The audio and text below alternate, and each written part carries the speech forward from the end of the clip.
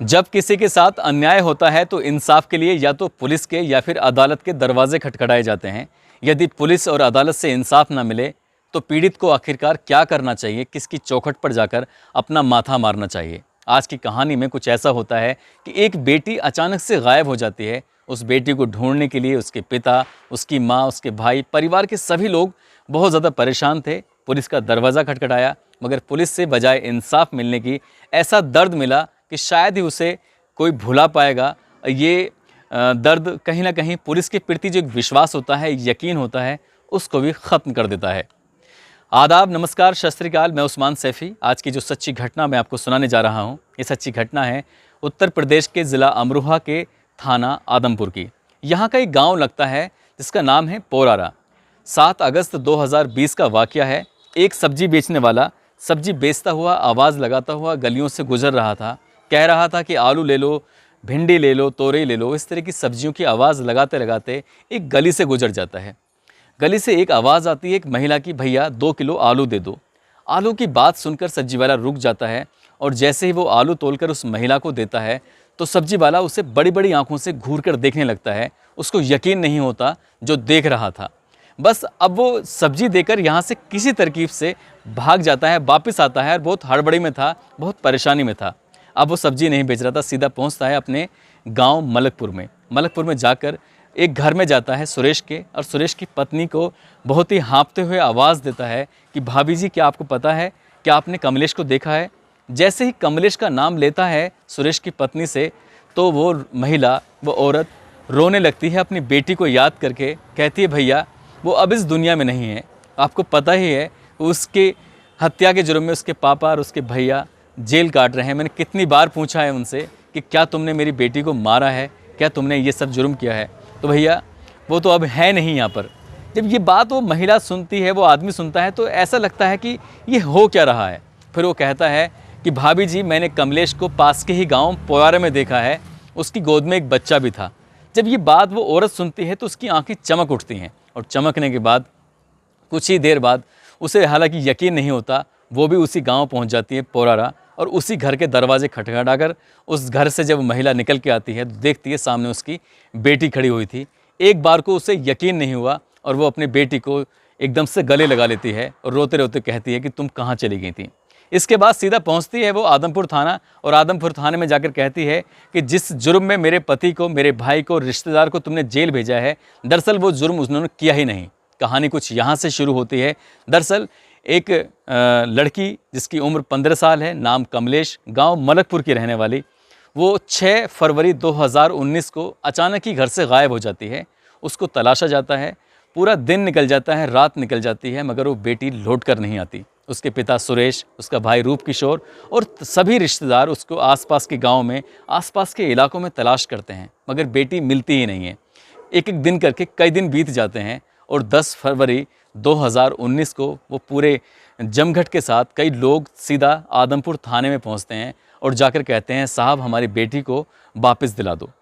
SHO Adampur कहते हैं कि हाँ, हम उसको तलाश कर रहे हैं, ढूंढ के जल्दी ला देंगे, मगर उसकी बात को ज़्यादा गंभीरता से नहीं लिया जाता है। जब गांव वाले दबाव बनाते हैं, बार बार कहते हैं, तब कहीं जाकर पुलिस की नींद टूटती है और रूप किशोर यानी कि जो भाई है उसके कहने पर आकर पुलिस होराम, हरफूल, खेमबती, जयपाल और सुरेंद्र सिंह के विरुद्ध संबंधित धाराओं में मुकदमा दर्ज कर लेती है।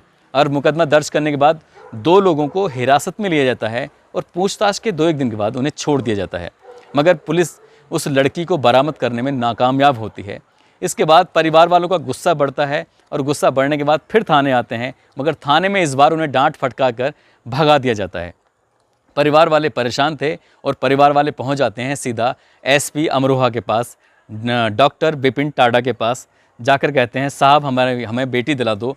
हमने मुकदमा भी दर्ज कराया मगर पुलिस कोई कार्रवाई नहीं कर रही है। एसपी टाडा इस मामले को बड़े गंभीरता से लेते हैं और एसएचओ अशोक कुमार शर्मा को आदेश देते हैं कि इस मामले की जांच करिए, जो भी दोषी हैं उनके खिलाफ कार्रवाई करिए। अब यहाँ से जांच पड़ताल शुरू हो जाती है और फरवरी का महीना पूरा गुजर जाता है, फिर मार्च गुजरता है, अप्रैल गुजरता है। इस तरह से महीने दर महीने गुजरते चले जाते हैं और मई का महीना आता है और पुलिस एक चौंकाने वाला खुलासा कर देती है। चौंकाने वाला खुलासा ये होता है, पुलिस मीडिया कर्मियों को बुलाती है, प्रेस कॉन्फ्रेंस की जाती है और वहाँ बताती है कि उस लड़की को जिसको हम तलाश कर रहे थे वो उस दुनिया में नहीं है, उसकी हत्या कर दी गई है। हत्या करने वाले कोई और नहीं बल्कि उसका बाप सुरेश, भाई रूप किशोर और रिश्तेदार देविंदर सिंह होता है। उन्होंने जिस हथियार से हत्या की थी वो हथियार भी बरामद कर लिया है। उस हथियार को उन्होंने उनके घर के बेड से बरामद किया था और साथ ही उस लड़की ने जो आखिरी बार कपड़े पहने हुए थे वो कपड़े भी बरामद कर लिए हैं, चप्पल भी बरामद कर लिए हैं और वो 2 खोखे जो गोलियां मारी गई थी वो भी बरामद कर लिए हैं। इन्होंने हत्या करने के बाद उस बेटी को गंगा में फेंक दिया है, उसकी लाश को बहा दिया है। हालांकि पुलिस कोशिश कर रही है कि जल्द से जल्द उसकी लाश को बरामद कर लेगी और इनके खिलाफ और भी गंभीर धाराओं में और भी कार्रवाई करेगी। अब इन तीनों को यानी कि उस लड़की के भाई रूप किशोर को, पिता सुरेश को और रिश्तेदार देविंदर सिंह को गिरफ्तार करने के बाद मुरादाबाद जेल में उन्हें शिफ्ट कर देते हैं, वहाँ बंद कर देते हैं। मगर इसी बीच में एक चमत्कार हो जाता है जिसकी शायद ही किसी को उम्मीद होगी और वो चमत्कार कर देता है सब्जी वाला। सब्जी वाला बता ही देता है। उसके बाद ये मामला फिर उच्च अधिकारियों पहुंचता है और जैसे ही मामला उच्च अधिकारियों पहुंचता है तो हड़कंप मच जाता है कि जिस बेटी की हत्या हुई नहीं थी उसको उसकी हत्या कैसे दिखा दी, जिन्होंने हत्या की ही नहीं थी उस बाप को हत्यारा, उस भाई को हत्यारा कैसे बना दिया गया था। पुलिस ने अपनी गलती को गलती मानते हुए तुरंत इंस्पेक्टर अशोक कुमार शर्मा को निलंबित कर दिया और इस मामले की जांच अन्य अधिकारियों को दी गई। तो पता चलता है कि उस लड़की ने जो पास का गांव पोरारा है वहां के राकेश सैनी से शादी कर ली है। अब शायद उसको एक बच्चा भी हो गया है।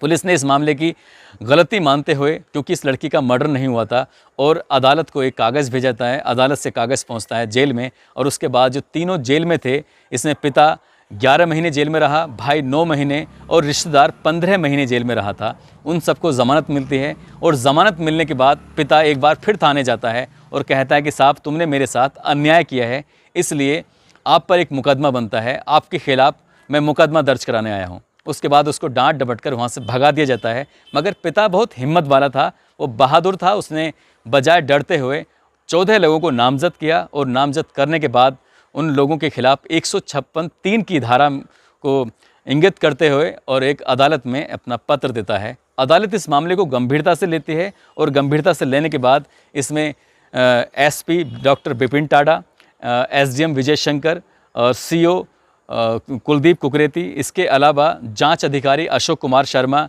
सब इंस्पेक्टर राकेश कुमार, मोहम्मद आरिफ, विनोद कुमार त्यागी, मनोज कुमार, इनको शामिल किया गया था। साथ ही सिपाही भूपेंद्र सिंह, कृष्णवीर सिंह, अनिरुद्ध, दीपक कुमार और महिला पुलिसकर्मी अपेक्षा तोमर, निधि, टोटल 14 लोगों को इसमें इंगित किया गया था। इनके खिलाफ मुकदमा लिखवाने की मांग की गई थी। इसमें कोर्ट ने सीओ, एसडीएम और एसपी को इसमें दोषी नहीं माना है, बल्कि 11 पुलिस वालों को इनमें दोषी माना है। इन सभी के खिलाफ गंभीर धाराओं में एसएचओ आदमपुर को आदेश दिया गया है कि आप मुकदमा दर्ज करिए। हालांकि वो अभी तक यानी कि 21 अक्टूबर तक इस मामले में मुकदमा दर्ज नहीं किया गया है। पुलिस अब कोर्ट के आदेश के बाद सख्ते में है, परेशानी में है, करे तो क्या करे। हालांकि कोर्ट का आदेश है, पुलिस को मानना ही पड़ेगा। इनके खिलाफ गंभीर धाराओं में मुकदमा दर्ज किया जाएगा और शायद इनको जेल भी जाना पड़ेगा, क्योंकि गलती की है तो उसकी सज़ा भी भुगतनी ही पड़ेगी। दोस्तों, जब हम कभी दिक्कत में, कभी परेशानी में होते हैं तो या तो अदालत के दरवाजे खटखटाते हैं या फिर पुलिस की चौखट पर जाते हैं। मगर पुलिस से ही अगर न्याय न मिले तो आखिर आदमी कहाँ जाएगा, किसके दरवाजे पर जाकर अपना सर मारेगा। हालांकि यहाँ पर कोर्ट ने इस मामले को गंभीरता से लिया है और उन 11 पुलिस वालों को कहीं ना कहीं दोषी ही माना है। अब शायद इनके खिलाफ गंभीर धाराओं में कार्रवाई भी निश्चित है। दोस्तों, इस कहानी को सुनाने का उद्देश्य किसी को परेशान करना नहीं है, किसी का दिल दुखाना नहीं है, बल्कि आपको जागरूक करना है, आपको सचेत करना है, ताकि आपके साथ भविष्य में इस तरह की कोई घटना ना हो। आप जहाँ भी रहें अपना ख्याल रखें, सुरक्षित रहें। जय हिंद, जय भारत।